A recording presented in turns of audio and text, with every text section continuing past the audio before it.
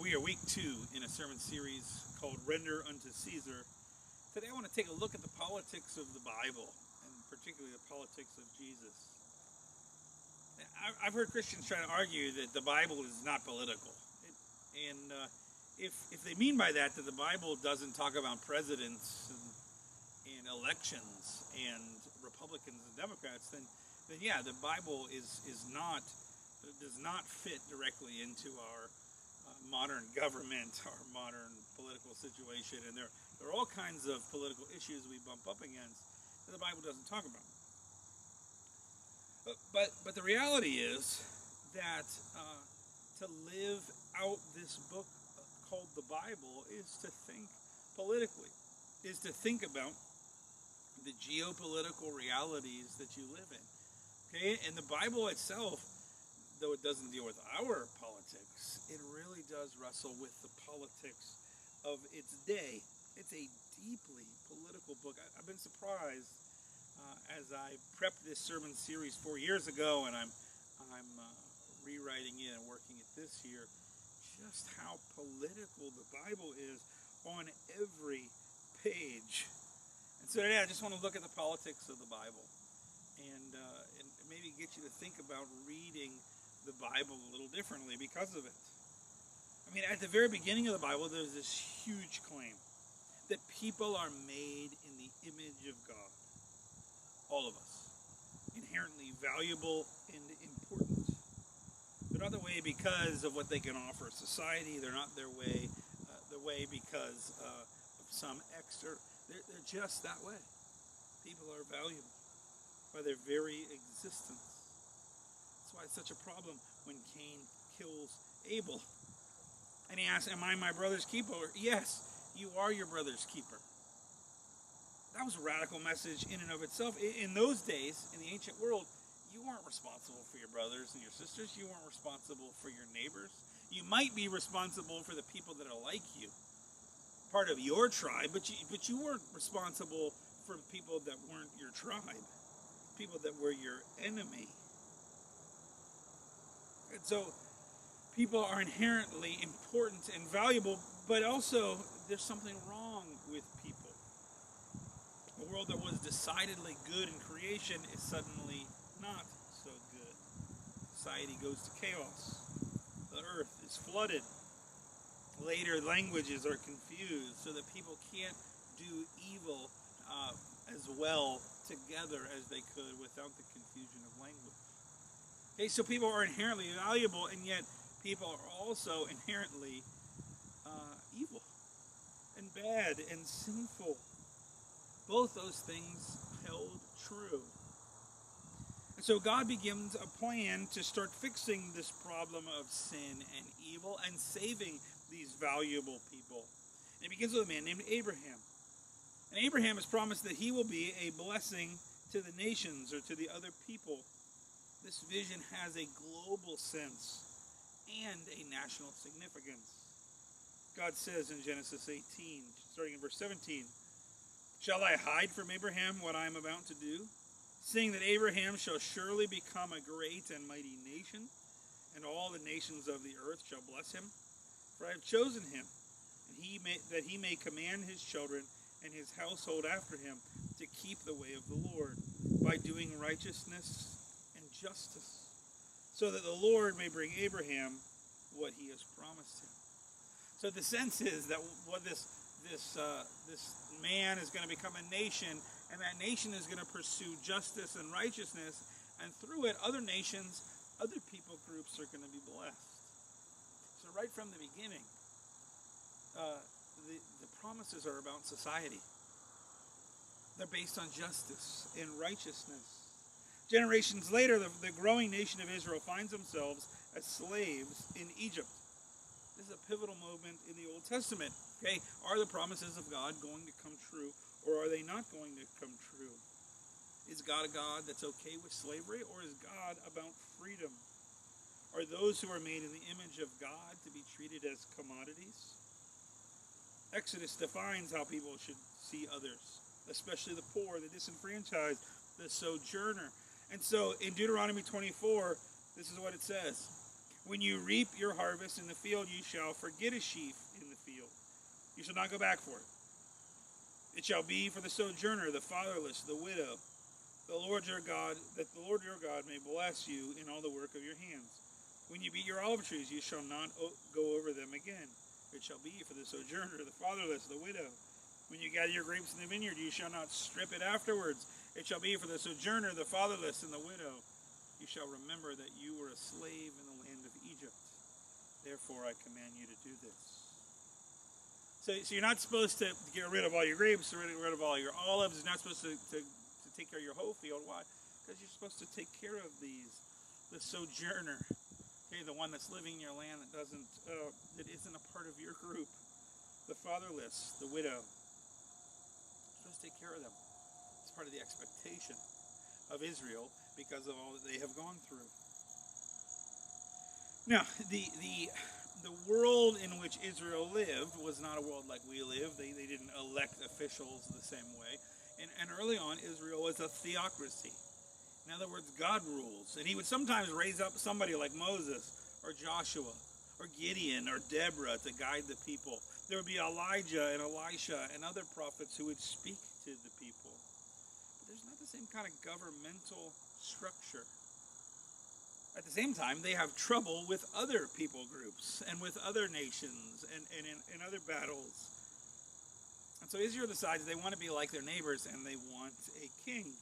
But the prophet Samuel takes the request to God and comes back with a warning to the people. You can read it in 1 Samuel chapter 8.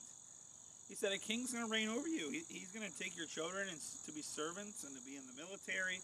He's going to take a portion of your grain and vineyards. In other words, Samuel warns, kings and leaders are going to pursue their own agendas, their own gain at your expense. One of the problems with rulers, with leaders, is that that's what they end up doing. Why? Because they're sinful. We know that they are sinful. And people end up becoming a commodity.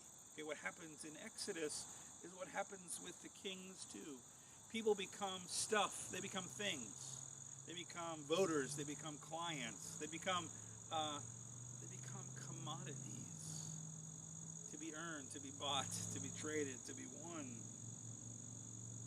And then when you add in that corruption with religion, as often happened with the kings, they would lead the nation away from God and towards others. And they would lead with cruelty and the abuse of others.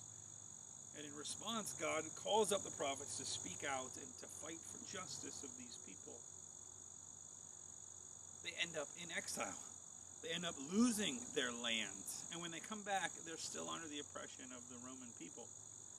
Okay, and so all the time when Israel is hearing the promises of the Old Testament, when they're thinking about the coming Messiah, they're thinking about it politically.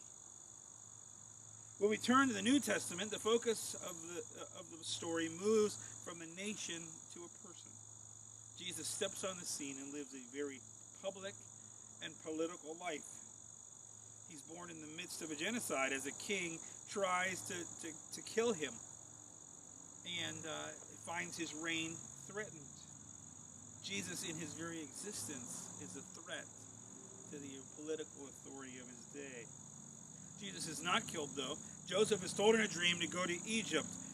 Think about that. Jesus was a Middle Eastern refugee who fled tyranny in his childhood to another country. Spends part of his life in Africa, afraid and hidden away. The entire life of Jesus on earth is really a critique against the political structures of his day. Think about the people who Jesus spent time with and cared for. The poor, the disabled. He touches the untouchable lepers. He puts children on his knee at a time when you didn't do that kind of thing. He crosses racial and ethnic lines in his dealings with the Samaritans. Jesus has a relationship with women in his ministry that would have been shocking in his day.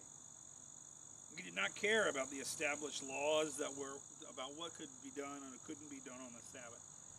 He chose instead to help and to heal people. Some of his disciples were from very different political backgrounds. Some of them were just regular everyday fishermen. There's one called Simon who's called a zealot. This probably means he's an extreme nationalistic Jew who wanted to rebel against the Roman oppression, throw off the Rome and free Israel. Matthew, on the other hand, is a tax collector. Tax collectors were people who had sold out to the Roman Empire to be able to collect their taxes. I bet you Simon and Matthew got into some really interesting fights around the fire. Okay, they're from totally different ends of the political spectrum of Jesus' day. And think about the teachings of Jesus. In Jesus, people are valuable. Sinners are worth savoring. Lepers are worth healing. Sheep are worth leaving to go find. Coins are worth tearing the house apart for. Samaritans can be examples of love. Jesus said, whatever you have done to the least of these, you've done to me. No wonder the elites and those with power wanted to get rid of him, wanted to trap him. He was a living upset to their power structures.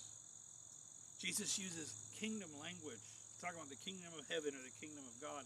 This may not strike you as political language because you don't live in the kingdom, but in those days, they were in a kingdom, the Roman kingdom. Jesus was born.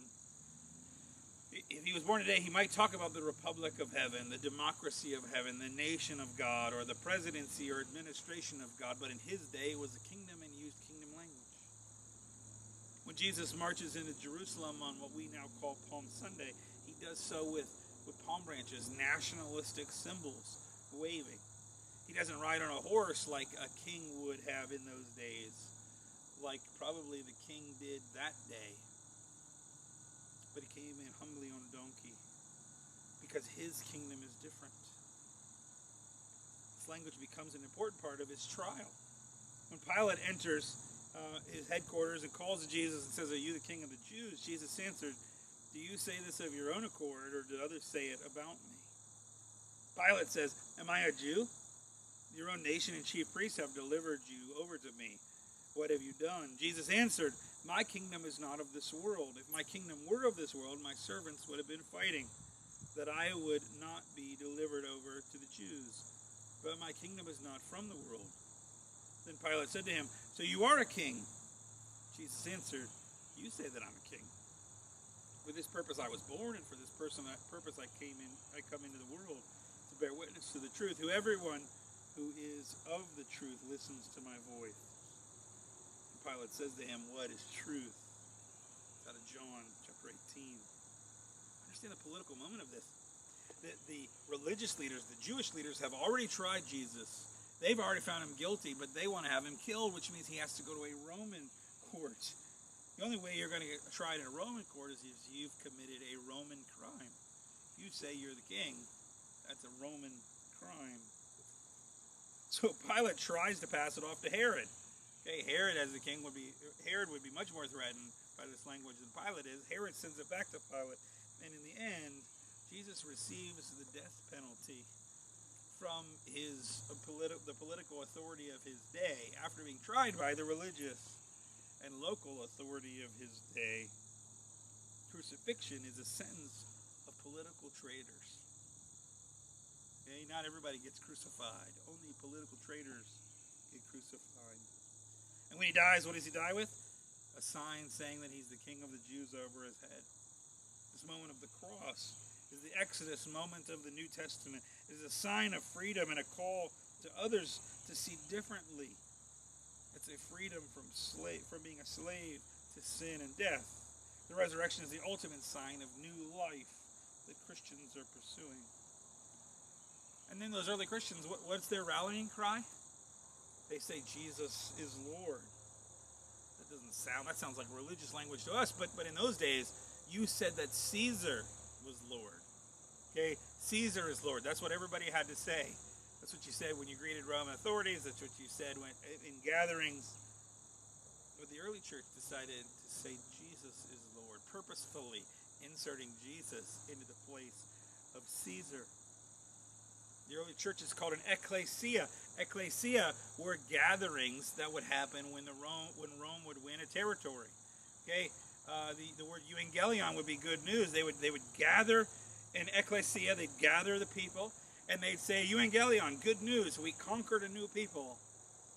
And the early church says, "Well, we're gathering people, and we're announcing victory, but it's a very different kind of good news. This is deeply political language. Jesus said that the kingdom is not of this world, but the understanding of the end of the Bible is that it won't always be that way.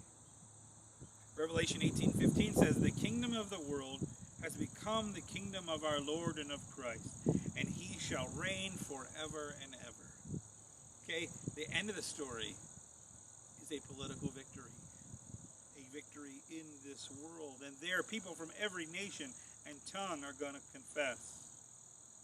Some of the disciples thought it would happen right away. They asked at the ascension, "Lord, will you at this time restore the kingdom of Israel?" See, they're still thinking Israel when God has this bigger sense of kingdom and of the political realities of this world.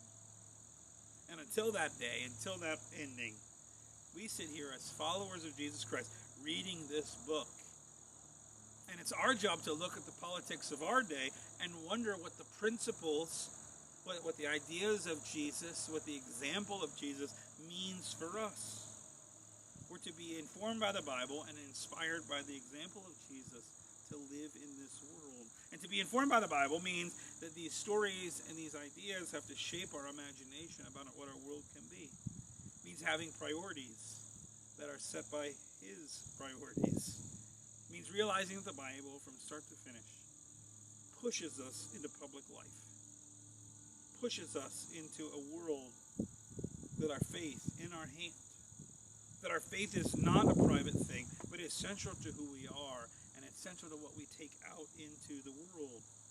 For every position we take, we should be able to make a case of the Bible for it. To be inspired by the example of Jesus means that we approach our public and political life and involvement in the mold of Jesus. John Howard Yoder called Jesus a social critic and an agitator, a dropout from the social climb and a spokesman of a counterculture. Jesus did not hold public office. He did not become a priest. He was not a centurion. He did not do any picketing. He did not do any political lobby. The authority of Jesus did not come from this earth. What he does is he creates an alternative community that's looking for a different world. It's based on service. These people lived lives of joy and gratitude and love, and because of that, people took notice. They were once slaves, but they were now free. They understood that where their identifying citizenship really came from, and that it was a community based on humility. Humility, that's a word kind of rare in our political world today. But these early Christ followers followed Christ's example. They were guided by the Bible. And they built the first hospital, the first orphanages. They came up and developed with the idea of adoption. They served others and worked for the betterment of the kingdom where they lived. They built strong churches to care for needs, to develop better citizens for the world.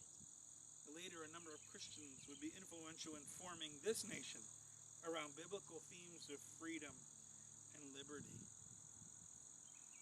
And so the call is for us to live this kind of life. Right? This kind of humble, serving, loving life. And I said it last week, I'm going to say it again. The best thing that we can do for our nation is to be faithful Christians, to be strong, faithful churches. And what we desperately need right now is for Christians to put Jesus first and to be guided by His Word. And doing that involves political things, political action and involvement. It involves taking political stances, but driven by Christ and coming out of His model of service, not of collecting power, not of forcing our will, but living a life of love. That's the politics of Jesus. That's the politics of Scripture. That's how we should approach it.